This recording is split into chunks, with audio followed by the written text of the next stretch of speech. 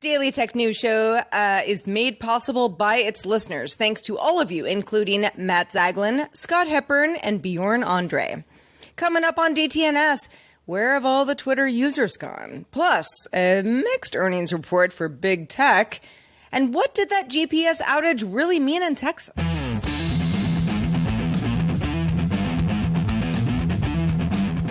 This is the Daily Tech News for Wednesday, October 26, 2022. From Studio Redwood, I'm Sarah Lane. From Salt Lake City, I'm Scott Johnson.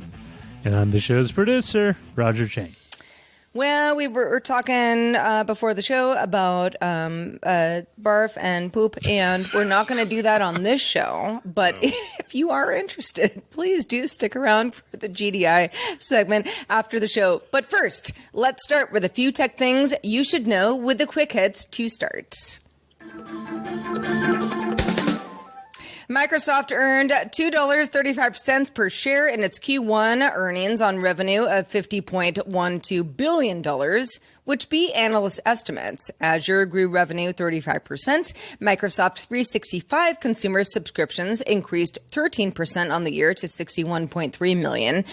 But in its more personal computing unit, Windows license revenue decreased 15% on the year, its steepest decline since 2015. Surface hardware revenue increased 2% on the year. Xbox hardware revenue increased 13%, but content and service revenue fell 3%. On its earnings call, Microsoft said GitHub now has over 90 million active users. That's up from 73 million in November of 2021. That's crazy growth. In more earnings news, Alphabet missed analyst estimates on its quarter three earnings of $1.06 per share on 69.09.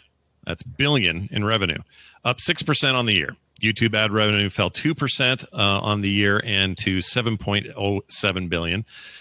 Google Cloud beat analyst estimates, though, increasing revenue 38% on the year to $6.9 billion. Well, in more news of revenue increases and maybe the consumers being part of that, in an interview with the Wall Street Journal, Spotify CEO Daniel Ek said that subscribers can expect a price increase sometime in 2023. Spotify individual premiums, $9.99 per month price, has remained the same in the U.S. since launching back in 2011. So you haven't seen a price increase in quite some time, although the company raised prices of family plans last year. Eck also said the service increased prices in other markets outside the U.S. without losing subscribers. So feels like, maybe you can do that here too. Maybe. Apple might have an answer to that. We'll see. Two more companies signaled the continued slowdown in tech demand in quarter three. Memory chip maker SK Hynix saw operating profit fall 60% on the year. That's a lot, to 1.66 trillion won, below analyst expectations, which is kind of a bummer. It also plans to reduce capital investments by over 50% in 2023. And this came as overall memory chip prices fell 20% on the year in quarter three. Meanwhile, hard drive maker Seagate announced plans to cut 7.5% rather of its employees. That's about 3,000 jobs at Seagate, and projects to have its lowest quarterly revenue since 2005. I mean, I love but only 7.5, also 3,000 jobs. I know. That affects a lot of people. Also, potentially affecting your matches, Match Group will roll out a new selfie verification feature to let its dating app Hinge next month give users a video selfie, which will be reviewed using an automated system and human moderators. Also, once confirmed as it's authentically you'll receive a verified badge on the app. That's actually kind of interesting. I hope it works. We're entering a phase where AI can fake a lot of stuff, and I hope that's not counter to this. Well, no kidding. So those are the quick hits, and we will get into some more news in a second. Okay, now you may remember on Tuesday's show, we talked about some iOS 16.1 updates that include an apparent blow to Meta in specific. With in-app purchases, for example, a way that you can boost a boost that you pay for in a Facebook post to be seen by more people, to be subjected to Apple's 30% revenue grab. Some networks like Twitter and Tinder already agree to this, but there's some fresh, hot new outrage out there. Oh my gosh, is there ever? And yeah, just to clarify, the whole Apple 30% grab has had a lot of people saying, "Well, hold on a second, what are we really doing here?"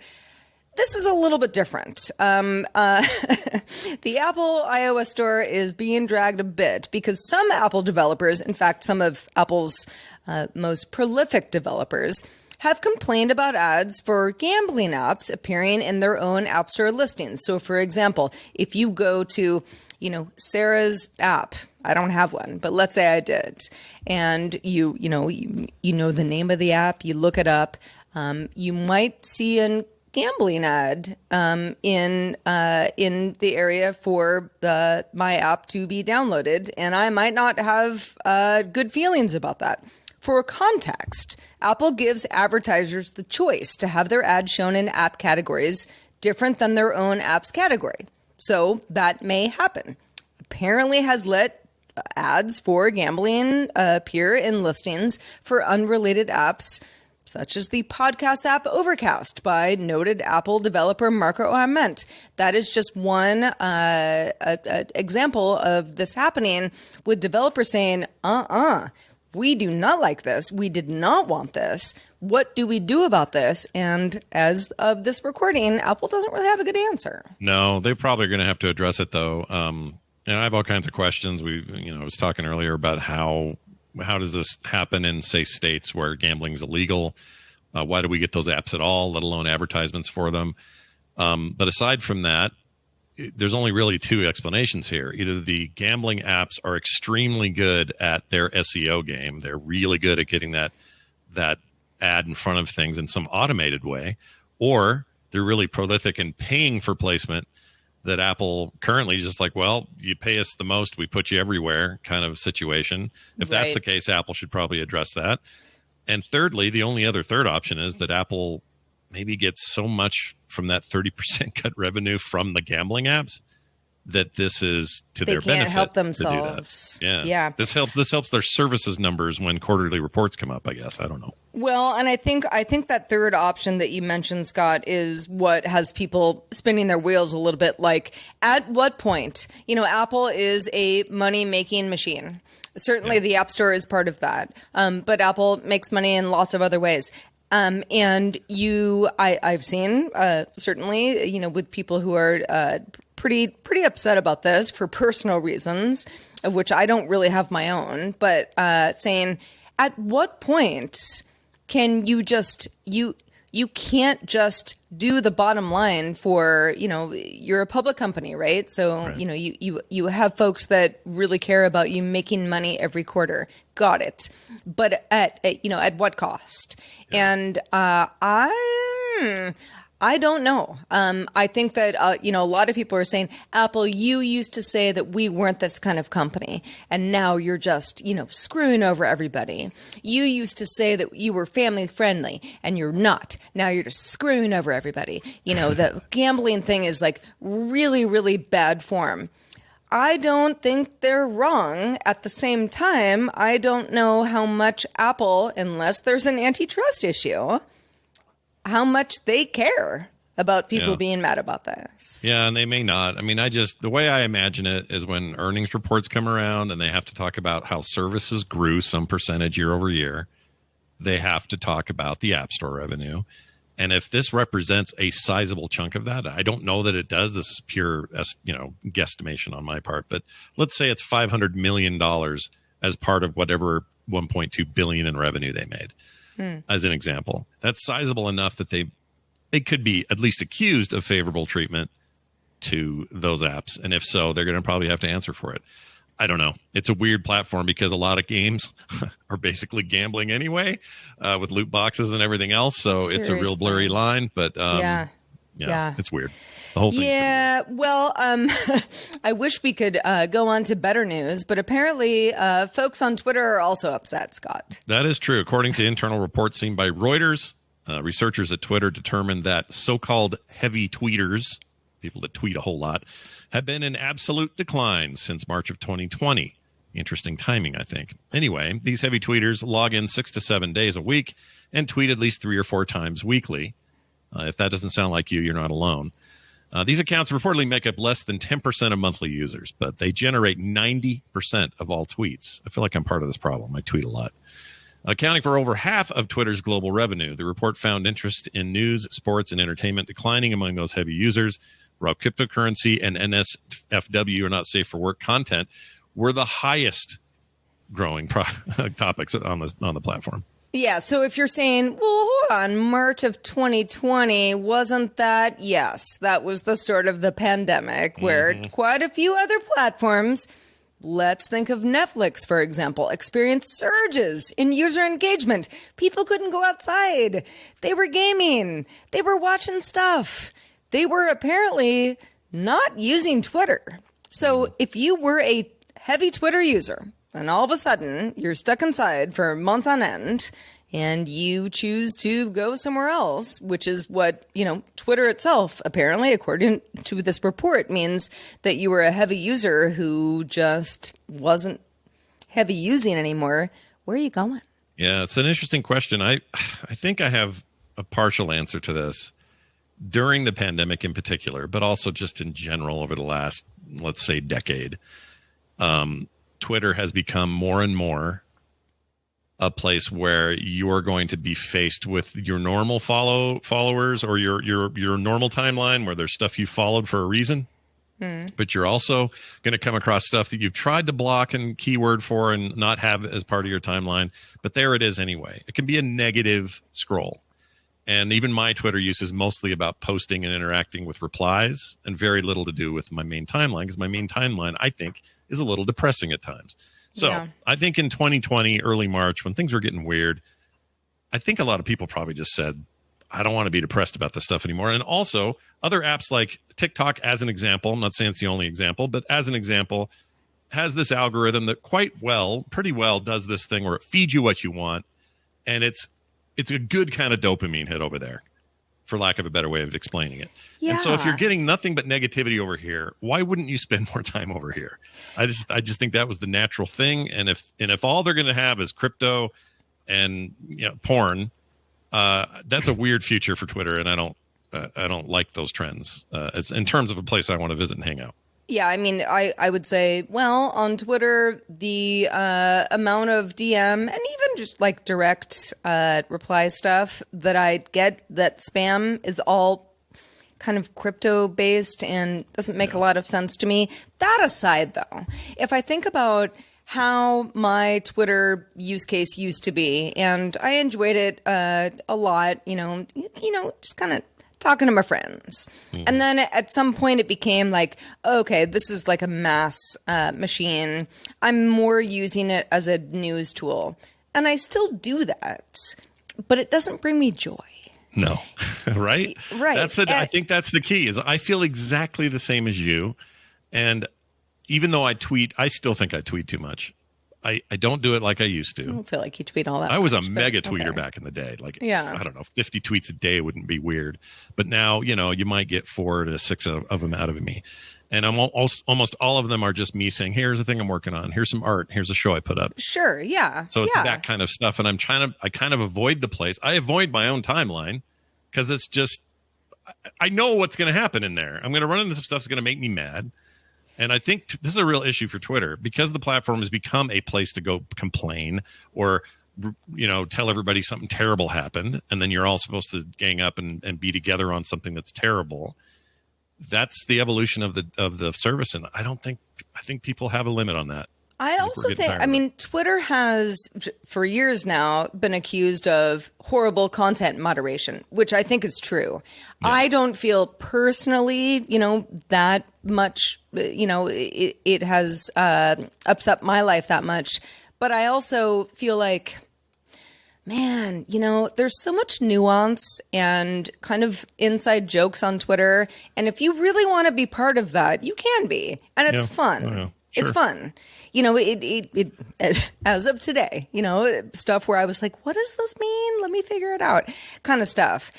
but it is not really all that helpful to me on a day-to-day basis. And being kind of what you described yourself as, Scott, is kind of a heavy tweeter. I definitely am not. I feel like I don't have that much to say about it anymore because most of my replies are either spam or just like weird or, the people that I kind of care about the most, we can find ourselves in other places. I don't know if TikTok is that place.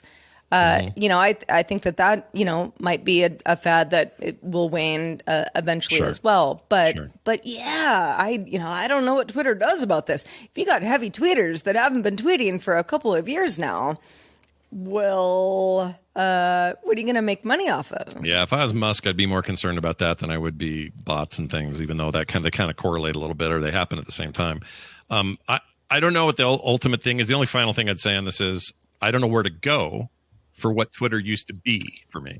Exactly. I don't know where that is. Like right now, a lot of communication between listeners, fans, and so on happens there, but it's mainly because we don't have a great alternative. The other services that currently exist just have a different bent. They go different directions. TikTok's not a place I want to go chat with somebody. So what are my options? Well, but a lot of people do. A lot of people do. And a lot of young people are like, that is the only place I go right now. So what all this pans out to be for you and I don't know, but I'm bummed. I'm bummed about it. I am kind of too. Yeah. I mean, there have been a couple think pieces I've read as of late of like, well, maybe blogs are coming back, take back your personality, and have it at your own domain and do that. And it's like, okay, I mean, I know how to do that, but like people stopped caring about that a long time ago. Are we going back to that? Perhaps. Hard to say. Yeah. Yep. Well, you may have heard of a somewhat mysterious GPS outage around Dallas, Texas last week, and you might have been wondering, what the heck is going on here? Tom Merritt has some details on what happened and what might have caused it. On Monday, October 17th, the FAA issued an advisory that GPS was unreliable within 40 miles of Dallas-Fort Worth Airport. The interference ended on Tuesday evening. Now, GPS interference happens, but when it does, it's usually obvious what the cause was. Ars Technica reported that John Wiseman of GPSJam.org didn't say it looked like the typical interference that he tracks. The FAA said it found no evidence of intentional interference, but also hasn't reported that it found a cause. So I asked friend of the show, Captain Brian Hoffman, who's a computer scientist and a pilot, to help us understand what may be going on here. Brian, thanks for doing this. Absolutely. Glad to be here. All right. So let's start with what happened. Okay, sure. While flying arrivals to DFW Airport, pilots stated that they were unable to maintain the required positional assurance for certain arrivals. We call this the RMP. That allows us to fly closer together while we're going in and out of large airports to maximize the airspace and get everybody in and out quickly and safely. Well, when you use the GPS, you get a much tighter signal. We get to be able to use that feature. Now, if one aircraft says, hey, I've got a problem and I can't assure everybody else of my accuracy of my position, ATC says, okay, we're going to adjust this spacing around you. They'll probably break you out of the arrival pattern, give you vectors, get you to the airport. When you get on the ground, you're going to write up the airplane. Maintenance is going to fix it. And no harm, no foul. So when 20 or 30 airplanes start saying the same thing, now ATC has a different process that they're going to do, and it's going to be pretty simultaneous. They're going to turn off certain arrivals, but at the same time, they're going to stop everybody who's on the ground coming to Dallas from coming to Dallas, because why jam up the airspace with more airplanes? Airplanes that are in flight will get slowed down or placed in holding to, again, give ATC opportunities to advance the space and give everybody more space. And then start the flow in to the airport again. Obviously, less airplanes are going to be there. And that's exactly what happened. So let's say you're flying from Greenville, Illinois, to Austin, Texas, through DFW, because you got to have a turn. You can't get there directly. You're most likely going to be late to DFW. You might miss your connection, but you're going to be safe. And the airspace is going to be less crowded, and we're going to have the greater separation, and everyone's going to be safe. And that's pretty much what happened. So that's why everybody got delayed. That makes sense. If multiple planes can't tell with as much precision where the other planes are, you need to keep them farther apart. That makes sense to me. What are the possible explanations for the GPS going out? Well, military equipment obviously can jam GPS. It's built into the process. The problem is it can happen either on purpose or by mistake or malfunction. When it happens on purpose, they tell us, hey, we're going to be testing, we're going to be playing war games way in advance, and we can go around that airspace. When it happens by mistake, we go back to the same kind of problems, and ATC, again, uses the same solutions. Now, there's I don't want my boss to track me device. Like a jamming device? Yeah, a little jamming device, yeah. And they're not legal, but you can get them. But if you cause interference or someone notices, the good news is your boss probably won't find you, but there's some really highly motivated people who are going to find you, and they're not going to be happy with you. Okay, so that's harder to hide, it sounds like. It's pretty impossible to hide. They're going to get found. You might get away with it once. You're not going to get away with it twice. All right, third is sun activity. The sun's just a big transmitter, let's be honest, right? We're coming out of a solar minimum. As it becomes more active, it can cause interference. That interference is typically local to a specific area. Think like the coverage of an eclipse. It's going to show up. It's going to go away.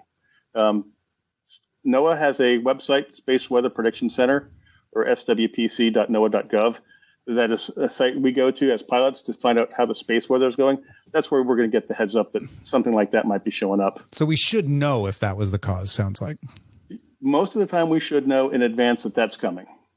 So that's always good. Now, finally, as everything gets more crowded and we turn on more and more devices and more frequencies are getting jammed together, kind of like the 5G versus rate altimeter, interference is going to happen. And it's an unintended consequence. So it sounds like if it was military, we'd probably know. If it was a jammer, we'd probably know. If it was the sun, we'd probably know. So it's probably something else that we don't know. And that's why nobody said what it is yet. I'm going to place my money on somebody didn't want to be tracked by their boss. And when they found out what their device did, hopefully they got rid of it permanently and it will never be seen again. All right. Yeah. And that was they got away with it the one time, and then they stopped themselves from being found. Are there any chances that this was malicious? Well, clearly there's technology that exists to jam GPSs. It's illegal, but if there's somebody that's nefarious that wants to bring one into our country, which is a very open country here in the United States, they're probably going to be able to bring it in. But again, the highly motivated professionals have really good equipment to catch them. And they're going to catch them pretty quick, and they're not going to be happy with those guys either. So, yes, you can do it, but it won't be very long. Gotcha. Well, thank you, sir. If folks want to thank you for this explanation or find out anything else about where you do your things, where should they go? I'm going to say DTNS Solar is going to be the next place where they're going to be able to hear me talk about anything. Amos and I are working on our next podcast for the Solar Roundtable stuff, and it should be a lot of fun. There's a pretty good twist to the plot. Yeah, I may or may not have gotten some sneak peeks on that. So keep your ears open, folks. It's coming, and it's going to be good. Thanks again. Thank you, Tom. Also, thank you to Capman Hoffman. Joining the conversation in our Discord. If you have thoughts, you can join by linking to a Patreon account at patreon.com/DTNS. Scientists published a paper in the journal Original Investigations, Pediatrics, called Association of Video Game with Cognitive Performance Among Children. Sadly, not middle-aged men like me. Anyway, the scientists used data from the Adolescent Brain Cognitive Development, or ABCD study, which looks at brain development of thousands of U.S. children. It measures cognition, memory, motor skills, similar stuff like that, while also asking kids about their behavior. One of the questions is how often and for how long you play your video games. Yeah, and this has been a question for kids for some time is, are video games making you better or worse? How much time are you spending on them? The scientists pulled data from 2,217 children aged 9 and 10, so, pretty small sample size, and divided the data into two groups. kids who reported playing more than 21 hours a week, and kids who reported playing no video game during that same period of time. Data for those between 0 and 21 were not included in the study. They then took the kids' test results for attention, impulse control, and memory and used that to inform their results. The results showed that children who said that they played a lot of video games did better at remembering things, paying attention, and controlling their movements. They also showed more activity and fMRI scans for brain regions associated with attention and memory. The study also looked at mental health indicators, but didn't find a difference between the two groups. So a lot of unanswered questions here. What's important to note is that the study does not say that video games necessarily cause effects. Not necessarily good, not necessarily bad. What it does say, though, is that kids who had the better memory and such also reported playing more video games. Yeah, it's hard. It's easy to associate or to do some causation here and say, well, clearly from this study, we learned that if you play video games, you're going to be smarter, better memory, problem-solving skills, blah, blah, blah. And that's not what this data says. Or, on the other side, won't, be socialized. And, Right. there's all these bad things that happen because you're playing too many video games. And I don't think either of these are true. Those aren't the conclusions for sure. Or at least they're more data needed perhaps to get closer to some of those questions. But the questions it answers are pretty interesting. I've said since I heard about this, the likelihood here is there's a combination. There's probably some kids who got a real burst out of playing games in those areas of cognition.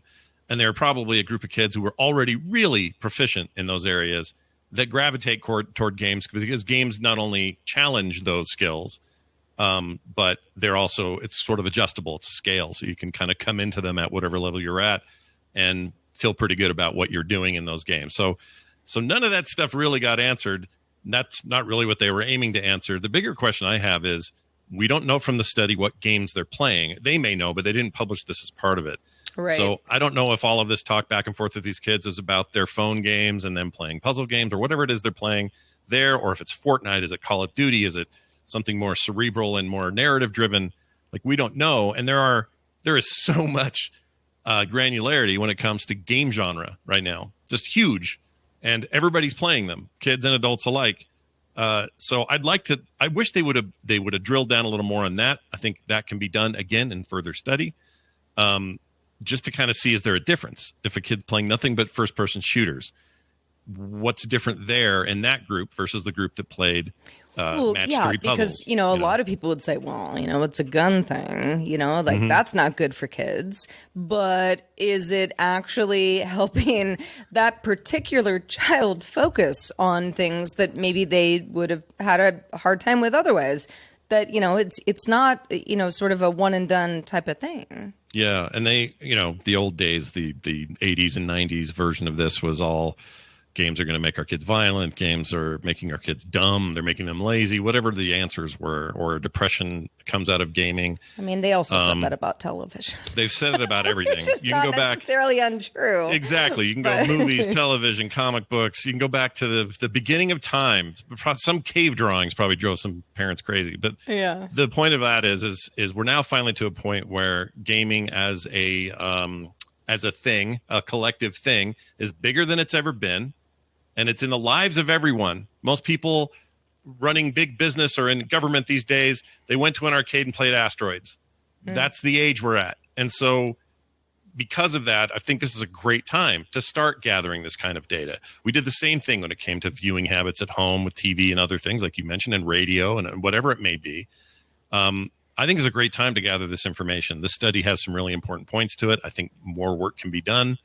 And hopefully we'll talk about it here when it does.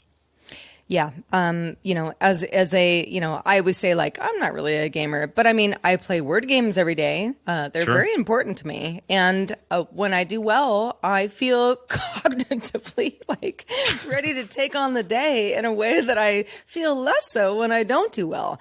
This is true stuff, and we're all different. But yeah, when it comes to impressionable younger set, it's good to continue the research. Yep.